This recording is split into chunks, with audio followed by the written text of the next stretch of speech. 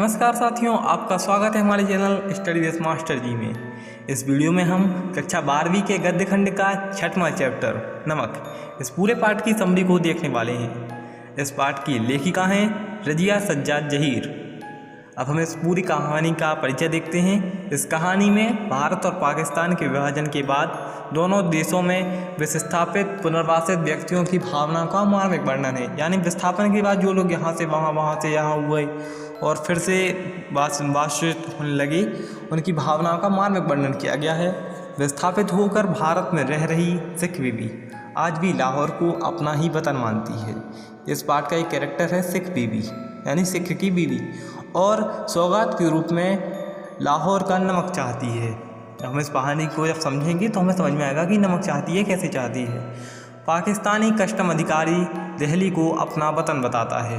दिल्ली को कस्टम अधिकारी वो होते हैं जब एक देश से दूसरे देश में कोई चीज़ एक्सपोर्ट होती है, इंपोर्ट होती है, आती है, जाती है, उस पर जो नज़र रखते हैं कि क्या जा रहा है, क्या जा रहा है, उन सब अधिकारियों को कस्टम अधिकारी कहते हैं, कस्टम विभाग कहते हैं। वहाँ का पाकिस्तान का जो कस्टम अधिकारी है वह दिल्ली को अपना वतन बताता है। भारतीय कस्टम अधिकारी सुनील दास गुप्त ढाका को अपना वतन बताता है। राजनीतिक यथार्थ के आधार पर भले ही अब इनका वतन अदल बदल गया हो, किंतु इनका हृदय क्रमशः लाहौर, दिल्ली व ढाका से ही जुड़ा हुआ है कहीं ना कहीं। अपने जन्म स्थानों से विस्थापित ये लोग हृदय के स्तर पर अपने मूल स्थान को नहीं भुला पाए। लेखिका आशा करती हैं कि राजनीतिक सीमाएं एक दिन बेमानी हो जाएंगी, यानी इनका कोई मान सम्मान नहीं होगा। इस प्रकार की आशा जीवित रहने तीनों राष्ट्रों के हित में है। अब कीर्तन की भेंट में अब इसका दूसरा एक आता है पैरा कि यहाँ पर लेखिका लिखती हैं, अब बताती हैं लेखिका अपने बारे में कि सफिया यानी कि लेखिका अपने पड़ोसी सिख परिवार के हर कीर्तन में गई थी। तो यहाँ से कैरेक्टर होता है समरी, जहाँ एक सिख बीवी को देखकर उसे अपनी माँ का स्मरण हो गया। यानी उनकी माँ उन जैसी लगती थी, सिख बीवी जैसी, क्योंकि वह स्त्री उसकी माँ की हमशक्ल थी। सफिया की प्रेम दृष्टि से प्रभावित होकर सिख बीवी ने उसके विषय में जानना चाहा, उसकी जानकारी चाही। घर की बहू थी जो सिख बीवी की, उसने बताया कि सफिया मुसलमान है जिसके भाई लाहौर में रहते हैं, यह उनसे मिलने कल लाहौर जा रही है। सिख बीवी ने बताया उसका अपना वतन लाहौर ही है, अभी भी लाहौर है, और उसे वहाँ के व्यक्तियों, वहाँ का खाना, पहनावा, सैर सपाटे और जिंदा दिली आज भी पसंद है। लाहौर की याद में सिख बीवी के आंसू निकल आते हैं। सफिया ने संतावना देते हुए पूछा कि आप लाहौर से कोई सौगात मंगाना चाहेंगी, कोई भेंट मंगाना चाहेंगी, गिफ्ट वगैरह। इसके उत्तर में बीबी ने, सिख बीबी थी, उन्होंने कहा कि लाहौर से नमक की इच्छा प्रकट, यानी कि नमक ले आना। लाहौर से अब सफिया की विदा, यानी कि जब लाहौर से निकलने लगी थी सफिया, अब क्या था वहाँ पर लाहौर में क्या हुआ कि लाहौर में सफिया 15 दिन रुकी। सफिया की इतनी खातिरदारी हुई, इतना प्यार मिला उसे कि उसे पता ही नहीं चला कि कैसे 15 दिन बीत गए। उसे मित्रों, शुभचिंतकों और संबंधियों से ढेर सारे उपहार मिले। उसने सिख बीवी के लिए एक सेर, यानी कि 1 किलो से थोड़ा कम लाहौरी नमक ले लिया था। सामान की पैकिंग चल रही थी। अब उसकी जो यहाँ पर बताती हैं कि पुलिस अफसर से सफिया की बातचीत होती है। पाकिस्तान से भारत नमक ले जाना गैरकानूनी है। अंततः सफिया ने इस सौगात को ले जाने के संबंध में अपने भाई से बात की, जो एक पुलिस का अफसर था और बड़ा अफसर था। सफिया ने पूछने पर भाई ने बताया कि नमक ले जाना गैरकानूनी है और कस्टम वाले आपके सम्मान की तलाशी लेंगे, यानी कि सम्मान को तार तार कर देंगे, सामान की तलाशी भी लेंगे। वैसे भी भारत में नमक की कोई कमी नहीं है। सफिया ने बताया कि माँ की हमशक्ल एक सिख बीवी ने नमक मंगाया है और यह नमक मैं सौगात की तरह ले जाना चाहती हूँ। भाई के तर्क देने पर भी सफिया ने कहा कि मैं इसे चोरी छपे नहीं अपितु दिखा कर ले जाना चाहती हूँ। सफिया ने प्रेम, आत्मीयता और शालीनता के रूप को कानून से ऊपर मानकर नमक ले जाने की अपनी प्रतिबद्धता और प्रकट की। यानी कि उन्होंने कहा कि कानून, शालीनता और आत्मीयता सबसे ऊपर है नमक। अब उन्होंने इस चीज़ को सबसे ऊपर रखा क्योंकि प्रेम था उस नमक ले जाने में। अब यहाँ पर लेखिका आगे बताती हैं कि भाई के यह कहने पर कि आप नमक नहीं ले जा पाएंगी, बदनामी अवश्य होगी।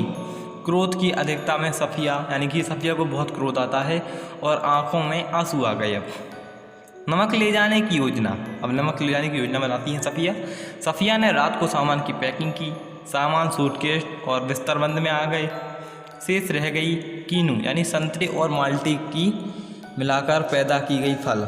माल्टे की तरह रंगीन और मीठा, संतरे की तरह नाजुक, कीनू जिसको कहते हैं, फल का नाम है कीनू, मिला के बनाया जाता है जो, की एक टोकरी और नमक की पुड़िया। सफ़िया ने नमक की पुड़िया कीनू की टोकरी में नीचे छिपा दी। उसने लाहौर आते समय देखा था कि भारत से जाने वाले केला ले जा रहे थे और पाकिस्तान से आने वाले कीनू ला रहे थे। कस्टम वाले इन फलों की जांच नहीं कर रहे थे। उसे विश्वास था कि इस प्रकार नमक सुरक्षित पहुंच जाएगा। अंततः नमक को कीनू की टोकरी में छिपा दिया गया। अब लेखिका ने क्या किया कि नमक था जो कीनू, यानी फल जो आपको बताया ना, संतरे और माल्टे को मिलाकर बनाते, उस टोकरी के नीचे रख दिया। अब सफ़िया का सपना, अब सपना बताती हैं कि सामान की पैकिंग के बाद सफ़िया सो गई। रात में वह लाहौर के घर के सौंदर्य, यहाँ के परिवेश, भाई, मित्र, संबंधियों के संबंध में सपना देख रही हैं। उसे भतीजियों की भोली भाली बातें याद आ रही हैं। कल चले जाने और फिर कभी आने या ना आने की चिंता भी सपने में है। सिख बीवी और उसकी आंख से निकले आंसू, इकबाल का मकबरा, लाहौर का किला, उसे सब, मतलब जो सपना देखते हैं ना, तो उसमें हर एक चीज़ उसको दिख रही है कि कैसे उनकी आंख से आंसू निकल रहे हैं, क्या क्या हो रहा है। अचानक उसकी आंख खुल जाती है क्योंकि नींद में उसका पैर कीनू की टोकरी से जा पड़ा, जिनको देते समय उसके मित्र ने कहा था यह हिंदुस्तान और पाकिस्तान की एकता का मेवा है। अब ट्रेन में सफ़िया का सफ़र। फर्स्ट क्लास की वेटिंग रूम में सफ़िया बैठी सोच रही थी। आसपास इधर इतने लोग हैं, लेकिन सिर्फ वही जानती है कि टोकरी में की तह में, यानी टोकरी के नीचे नमक की पुड़िया है। जब उसका सामान जांच के लिए कस्टम वालों के पास जाने लगा तो सफ़िया को हल्का सा कंपन हुआ। उसने तय किया कि प्रेम की सौगात चोरी से नहीं ले जाएगी। उसने नमक की पुड़िया निकालकर बैग में रख ली। जब सामान जांच के बाद रेल की ओर चला तो उसने एक कस्टम अधिकारी को अपनी समस्या बता दी कि मैं नमक की पुड़िया ली हूँ और नमक की पुड़िया मैंने नीचे रख दी है। समस्या से पहले सफ़िया ने पूछ लिया था कि आप कहाँ के रहने वाले हैं। अधिकारी ने अपना वतन दिल्ली बताया। इसी आधार पर सफ़िया ने हिम्मत और बढ़ गई थी। उसने हैंडबैग से पुड़िया निकालकर और मेज़ पर रख दी, यानी टेबल थी उस पर रख दी। सफ़िया ने पूरी कहानी बता दी। अब कस्टम अधिकारी ने स्वयं अपने हाथ में पुड़िया ली और बैग में जहाँ की तहाँ रख दी। जब सफ़िया चलने लगी तो कस्टम अधिकारी ने कहा, मोहब्बत तो कस्टम से इस तरह गुजर जाती है कि कानून हैरान रह जाता है। यानी कि प्यार से आप ले जा रही हैं कोई गिफ्ट वगैरह तो वो तो निकल जाएगा यहाँ से, उसमें कोई कानून वानून नहीं है। सफ़िया से अंत से कस्टम अधिकारी ने कहा, जामा मस्जिद की सीढ़ियों को मेरा सलाम कहिएगा। उन खातून को यह नमक देते वक्त मेरी तरफ से कहिएगा कि लाहौर अभी तक उनका वतन है और दिल्ली मेरा। तो बाकी सब रास्ता ठीक हो जाएगा, यानी बाकी सब तो धीरे धीरे सही हो जाएगा। गाड़ी भारत की ओर बढ़ती है। अटारी में पाकिस्तानी पुलिस उतर गई थी और हिंदुस्तानी पुलिस सवार हो गई थी। सफ़िया सोचती रही, एक जवान, एक सी सूरतें, एक सा लिबास, एक सा लबो लहजा, यानी बातचीत करने का एक सा अंदाज, फिर भी दोनों की हाथों में भरी हुई बंदूकें। ट्रेन पाकिस्तान से अमृतसर में आती है। अब अमृतसर में कस्टम, यहाँ पर लेखिका लेख बताती हैं कि अमृतसर में कस्टम वाले फर्स्ट क्लास वालों के सामान की चेकिंग जांच उनके डिब्बे के सामने ही कर रहे थे, यानी सफ़िया का सारा सामान देखा जा चुका था। सफ़िया ने अपना हैंडबैग खोलकर पुड़िया निकाली और कस्टम अधिकारी से कहा, मेरे पास थोड़ा सा नमक है। सफ़िया ने अधिकारी को सब कुछ बता दिया। अधिकारी ने सफ़िया की बात को गौर से सुना और सफ़िया के सामान का ध्यान रखने का निर्देश देते हुए सफ़िया से कहा, इधर आइए ज़रा। अधिकारी सफ़िया को प्लेटफॉर्म के कमरे में ले गया। सामान एक साइड रख दिया था और सामान से उसको बैठाया, चाय पिलाई, फिर एक किताब दिखाई जिसके ऊपर लिखा था शमसुल इस्लाम की तरफ से सुनील दासगुप्त को प्यार के साथ ढाका 1946, यानी ये लाइन लिखी हुई थी। सफ़िया के पूछने पर सुनील दासगुप्त ने बड़े गर्व से कहा, मेरा वतन ढाका है।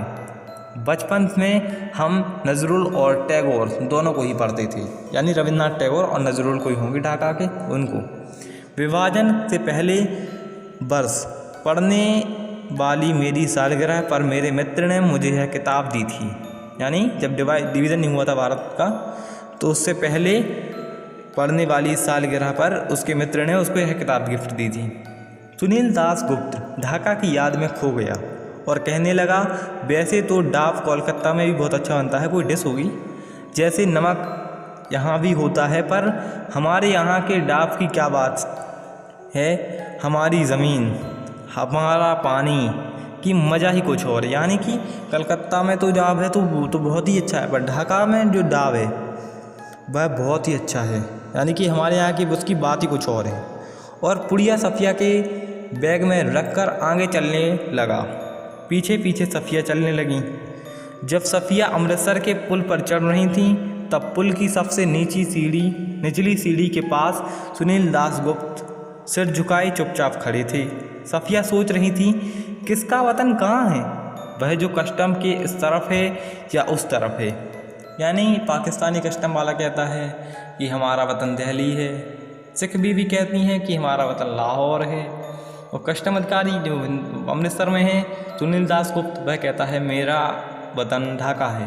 तो यहाँ पर इसलिए कहती हैं कि किसका वतन कहाँ है, वह जो कस्टम किस तरफ है या उस तरफ है।